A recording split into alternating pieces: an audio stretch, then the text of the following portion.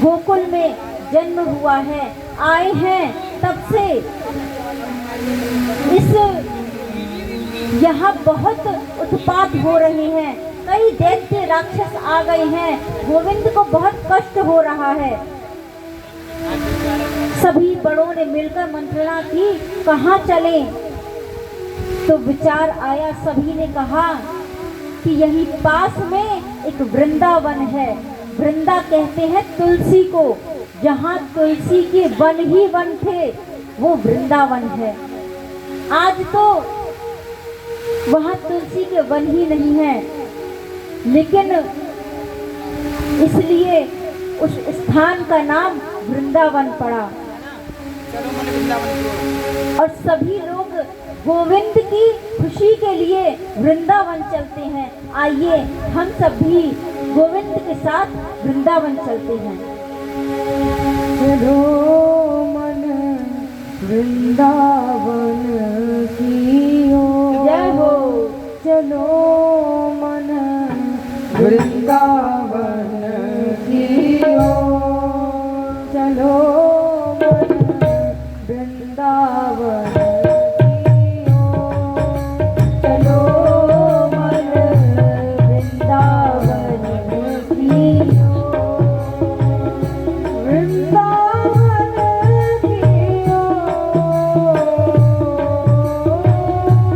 वृंदावन की ओर, चलो मन वृंदावन की ओर, चलो मन वृंदावन की ओर।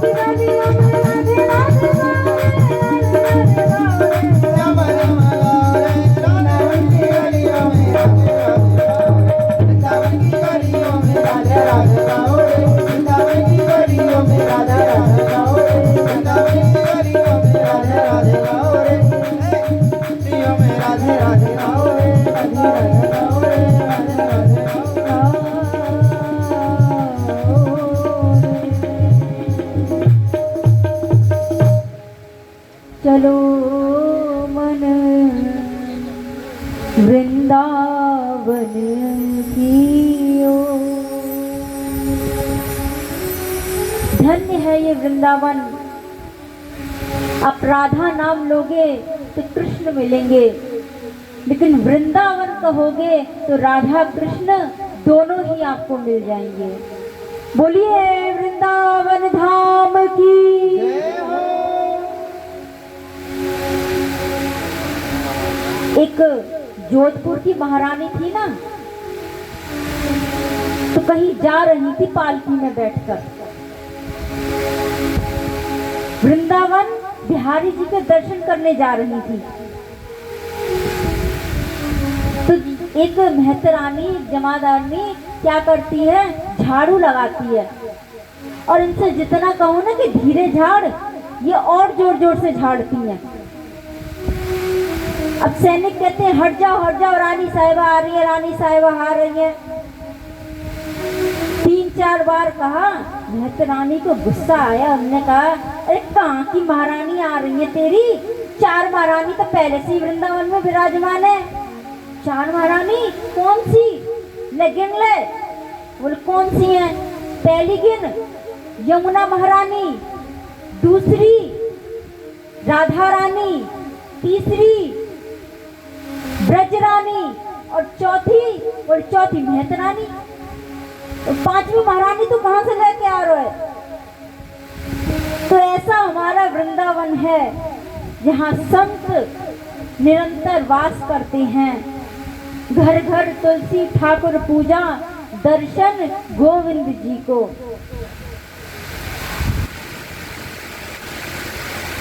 भगवान ने वृंदावन में सभी का वास हुआ है, और यहाँ प्रभु ने अघासुर का वध किया है और बकासुर का वध किया है। ब्रह्मा जी का मोह भंग किया है। और आज नंद बाबा के पास कई भीड़ लगी हुई है। कन्हैया ने पूछी, बाबा कहा बात है, आज ये भीड़ कैसे लगी है? तो बाबा ने कहा, लाला ये सब शिकायत करने आई हैं कि यमुना नदी में एक कालिया नाग रहते है, और वो बाके रहवे से बनी इतनो जहरीलो है गयो है कि हमारी गैया जो जल को पान करें तो जल को पान करती हमारी गैया लाला मर जाए। और जैसे ही सुना कि जल का पान करके हमारी गाय मर जाती हैं, कन्हैया बड़े क्रोधित हुए। और आज गोविंद ग्वाल वालों को साथ लेकर काली देह पर जाते हैं। बलराम जी को साथ नहीं लिया, क्योंकि बलराम जी शेषनाग है ना, शेषावतार हैं। और यदि मैं कालिया नाग को मारूंगा तो ये अपने परिवार वाले का पक्ष लेंगे, इसलिए बलराम जी को नहीं ले गए। चिढ़ाने लगे कि अरे भैया, मैंने देखो बकासुर, धेनुकासुर और न जाने किस किस को मारा है, आपने तो एक गधा मारा था बस। और हंसी उड़ाने लगे। तो बलराम जी क्रोधित हो गए और कहने लगे, लाला अब देखियो तू, अब मैं तेरे से कहीं जा ही नहीं करूँगा। बलराम जी आज गोविंद के साथ गए नहीं हैं, और इधर सभी ग्वालवाल यमुना नदी के तट पर कंदुक क्रीड़ा खेलने के लिए आए हैं। मधुमंगल की बॉल है रेशम की गेंद। मधुमंगल ने कहा, यदि ये गेंद जल में गई तो जो इस गेंद को खोएगा वही इसको निकाल के लेकर आएगा।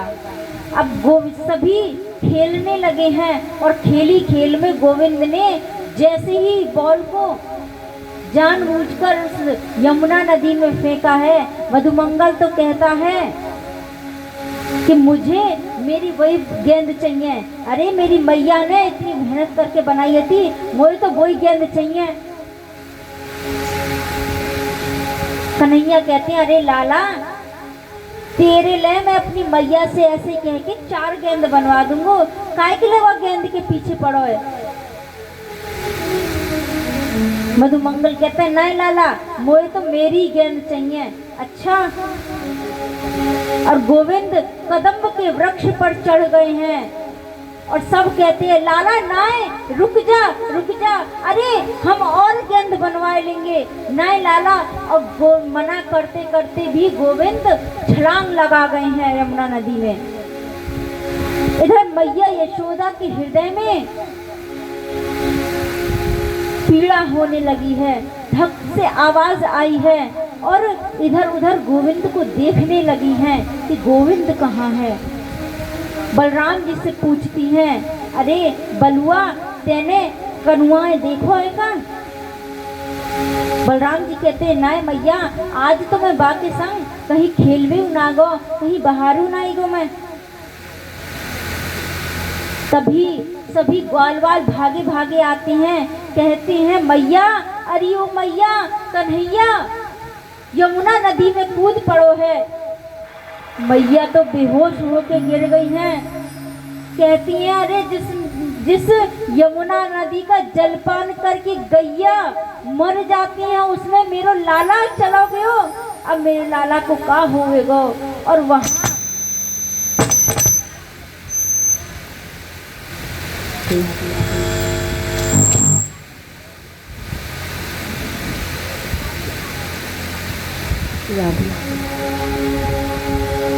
सभी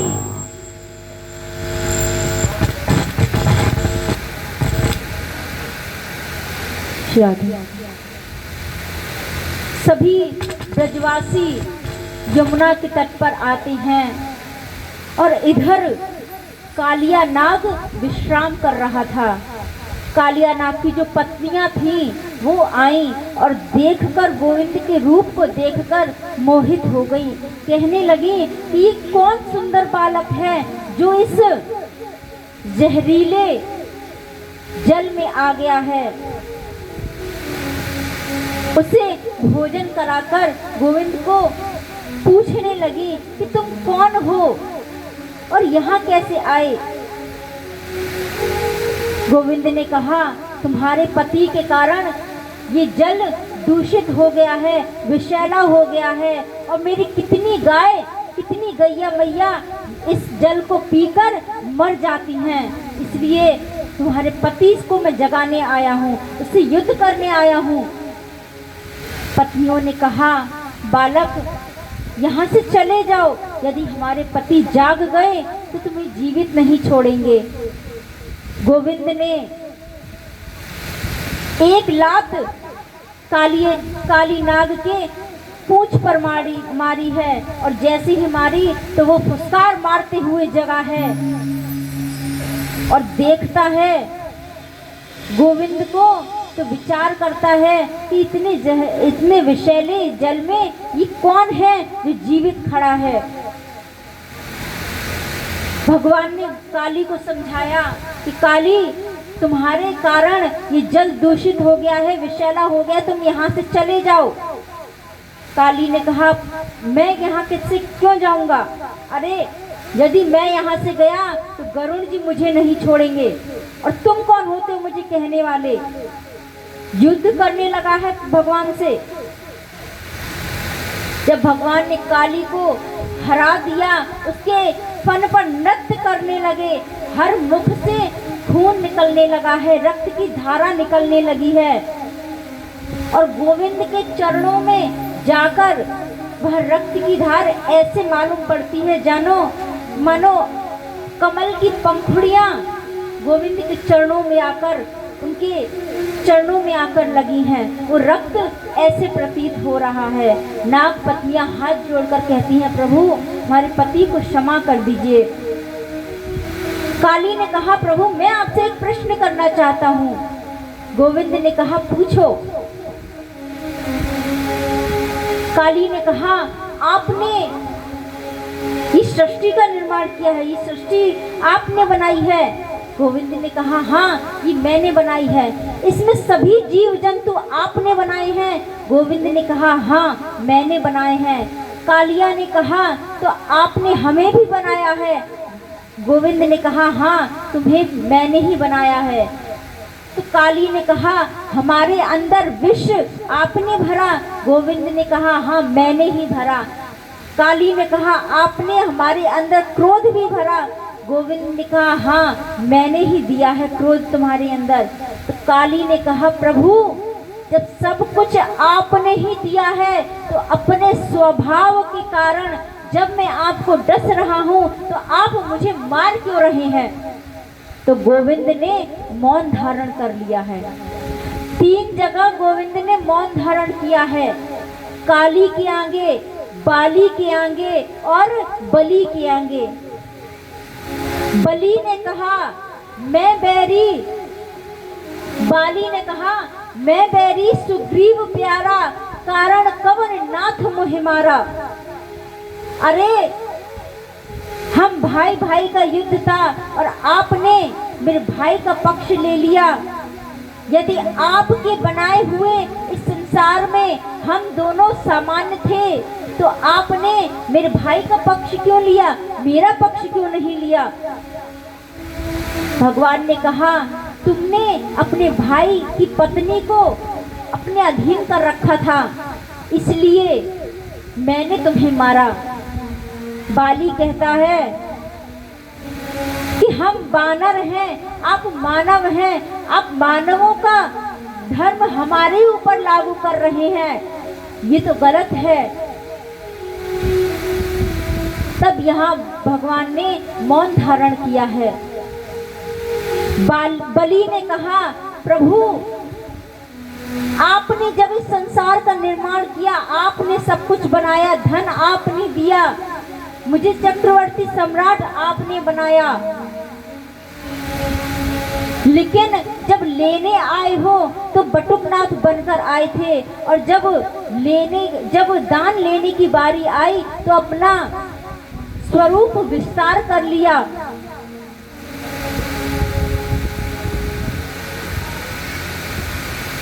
यहाँ प्रभु ने बलि की बात सुनकर मौन धारण कर लिया है। और आज काली ने पूछा है प्रभु, जब क्रोध विष सब आपने ही दिया है तो अपने स्वभाव के कारण मैं आपको डस रहा हूँ, तो आप क्यों मुझे मार रहे हो। भगवान ने यहाँ मौन धारण कर लिया है।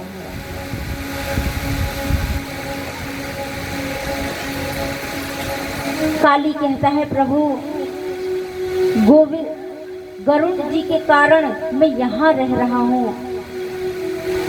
गोविंद ने कहा यहाँ से अब तुम चले जाओ। काली ने कहा प्रभु, यदि मैं यहाँ से बाहर गया तो वो गरुड़ जी मुझे मार देंगे। तो भगवान ने कहा तुम्हारे मस्तक पर मेरे चरण चिन्ह बन गए हैं, अब तुम्हें गरुड़ जी कुछ नहीं कहेंगे, तुम यहाँ से रमणा द्वीप चले जाओ। और काली अपनी पत्नी और अपने परिवार को लेके यहाँ से रमणा द्वीप चला गया है। बोलिए कालिया मर्दन भगवान की जय हो। प्रभु ने यहाँ ऋषि पत्नियों को वरदान दिया है और चीर हरण प्रभु ने किया है। प्रभु ने चीर क्यों चराया, क्योंकि गोपियां जो है ना वो नदी में, यमुना नदी में नग्न स्नान करती थी। तब प्रभु ने ये शिक्षा देने के लिए चीर हरण किया, चीर चुराया, इसलिए कि गोपियों को समझाया है कि गोपियों, जल के देवता है वरुण, यदि आप नग्न स्नान करोगी तो इससे वरुण देवता का अपमान होता है, इसलिए जल में नग्न स्नान नहीं करना चाहिए। और यहाँ से आज पूरे ब्रजमंडल में खूब घी की खुशबू आ रही है। कहीं गुलगुले सिक रहे हैं, कहीं पकौड़ी सिक रही हैं, कहीं मिठाई बन रही है, कहीं पूड़ी सिक रही है। कन्हैया ने मैया के पास भागते भागते गए, मैया को देखा, मैया मुँह पे कपड़ा बांध के पूड़ी तलवे में लगी पड़ी है। जाके बोले मैया, मैया ने कही दूर रहे, न जाने कब से नहायो नहाए, चलो आया मैया मैया कहते हुए, चल यहाँ से बाहर को भोगो नंद मोई। मैया ने डांट के जैसे बाहर निकाला कन्हैया, वो पहुंचे नंद बाबा के पास और बाबा से पूछने लगे, बाबा कि मैया कहा कर रही है, आज तो मैया ने मुझे डांट के भगा दी नो। नंद बाबा ने कहा, लाला हमारे भगवान है ना इंद्र, हम बाकी पूजा के लिए भोग पकवान बनावे, बा को भोग लगावे, तो हमारे भोग से हमारी पूजा से प्रसन्न है के इंद्र भगवान जल वर्षा करें। भगवान ने कहा, बाबा इंद्र कोई भगवान नहीं, इंद्र तो देव है, उसका तो काम है जल बरसाने का। अरे आप पूजा करो और बगल वाला न करे तो क्या इंद्र आपके यहाँ वर्षा करेगा, उसके यहाँ नहीं करेगा? सभी बाबा ने कहा, तो लाला क्या करें? बाबा की बात सुनकर गोविंद कहते हैं, बाबा अरे हमारे गैयन की रखवाली, उनको पेट जो भरते हैं सो तो गोवर्धन भरते हैं। अरे वहाँ हरी हरी घास होवे और बाको हरी हरी उन घासन को गैया खावे तो हमारी गैया अच्छा दूध दे में। इसलिए बाबा हमें तो गोवर्धन की पूजा करनी चाहिए। सभी ग्वाल वालों को बुलाकर बाबा ने गोविंद की बात कही। सभी ग्वाल वाल बाबा की बात से सहमत हुए, गोविंद की बात मानी है। और सभी ग्वाल वालों ने कहा, देख लाला हमने तो इंद्र भगवान की जब पूजा करते तो उसके सामने भोग रख देते और थोड़ी देर बाद उठा लेते, लेकिन तेरे भगवान को साक्षात आके दर्शन देने होंगे और भोग प्रसादी पानी होगी। भगवान ने कहा ठीक है। अब यहाँ सभी ग्वालवाल और ग्वालिने सामान ले लेके, भोग पदार्थ ले लेके खचड़ी में रखा और रख कर चल रहे हैं गोवर्धन को भोग लगाने के लिए। और जैसे ही सब वहाँ पहुँचे हैं, ग्वाल वालों ने पूछा, गोविंद लाला अब बता क्या करना है? गोविंद ने कहा, पहले गिरिराज जी का स्नान कराओ। अब दूर से यमुना जल ला लाकर स्नान करा रहे थे, सुबह से शाम है गई, अभी तो गिरिराज जी के चरणों ना धुल पाए।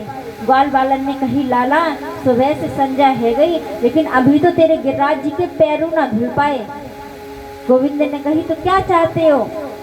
ग्वाल बालन ने कही, लाला कछु ना है, बस बगल में एक नदी आ जाती तो वहां से हम जल ले लेके तेरे गिरिराज जी नहला देते, स्नान करा देते। अच्छा, गोविंद ने कहा, चलो अपने नेत्र बंद करो।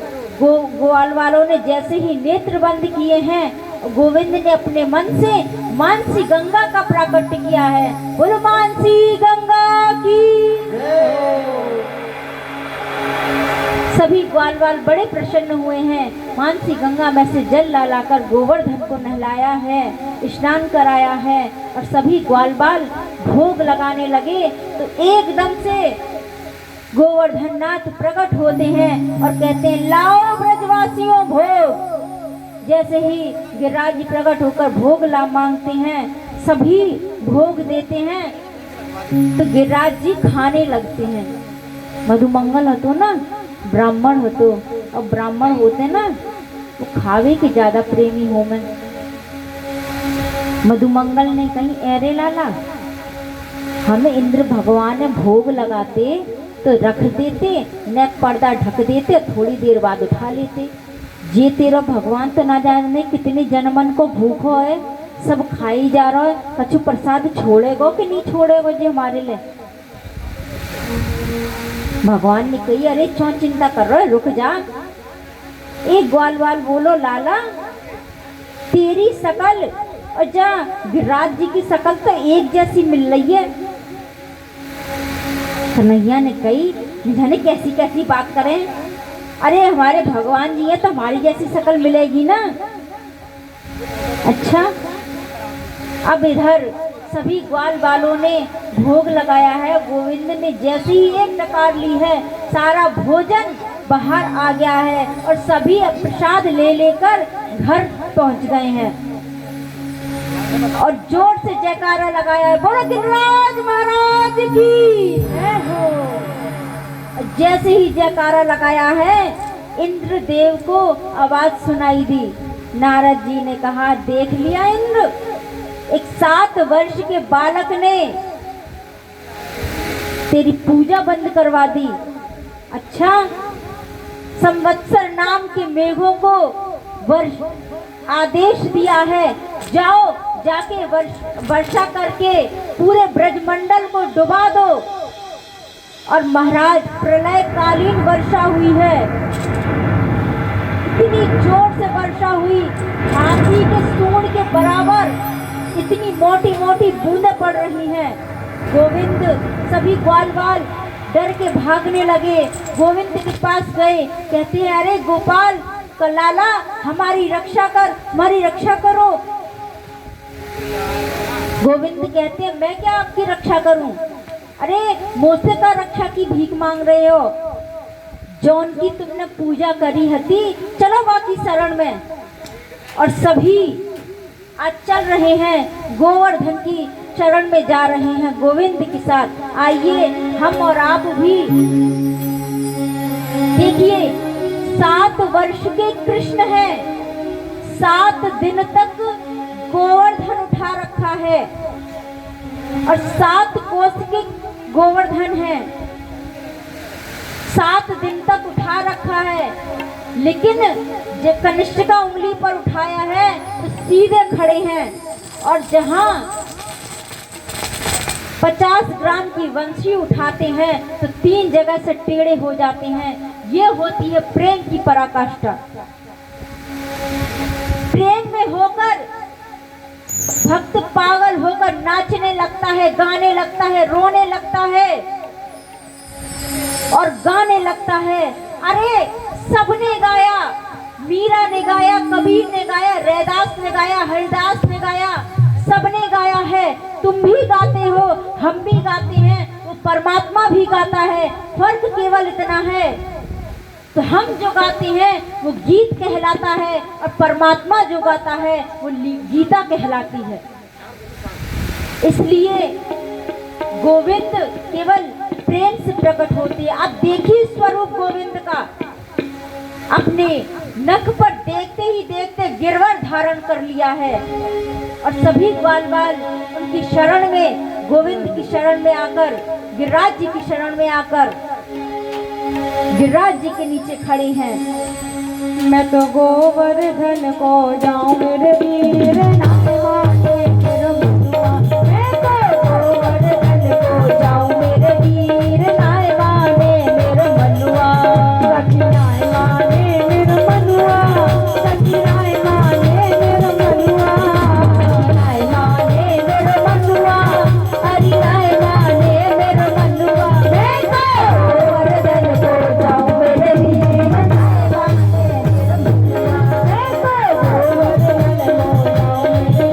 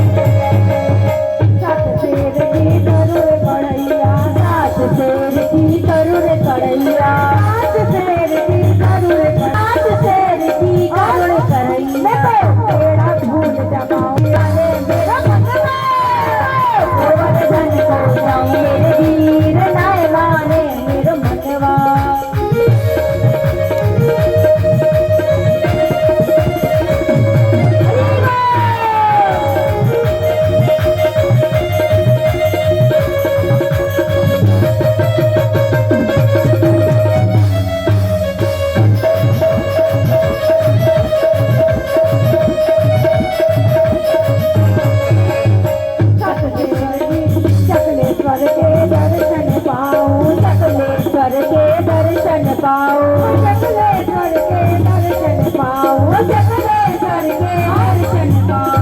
चरणों में शीश झुकाओ मेरे वीर नाय माने मेरा मनवा। मैं तो गोवर्धन को जाऊं वीर नाय माने मेरा मनवा। गोवर्धन महाराज महाराज तेरे हाथी को तेरे याद आयो। गोवर्धन महाराज महाराज तेरे नाथ मेरे माथे मुकुट विराज, माथे मुकुट विराज, मेरे माथे मुकुट विराज, मेरे माथे मुकुट विराज। गोवर्धन महाराज।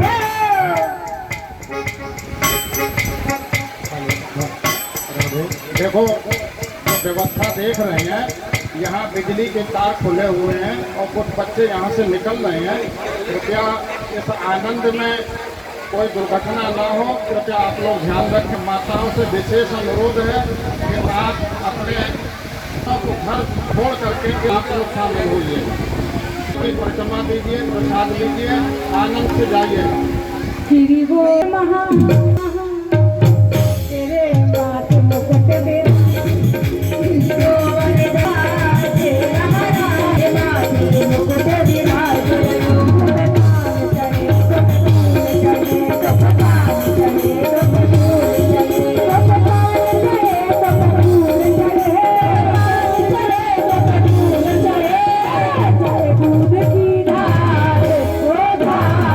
महाराज माथे मुकुट विराज।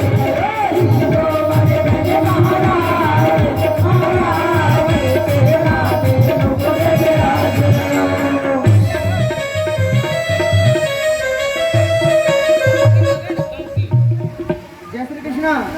अरे मैया पूजन आराम आराम से कीजिए, देखिए कैसी अव्यवस्था हो रही है। कोई लोग परिक्रमा भी नहीं लगा पाएंगे। एक गोवर्धन जी की साथ परिक्रमा, आप लोग आराम आराम से पूजन कीजिए, इस तरह करें।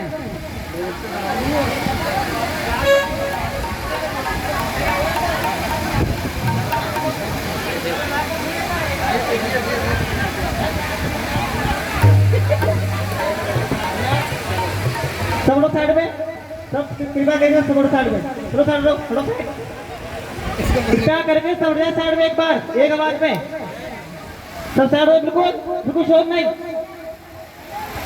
पूजा करो।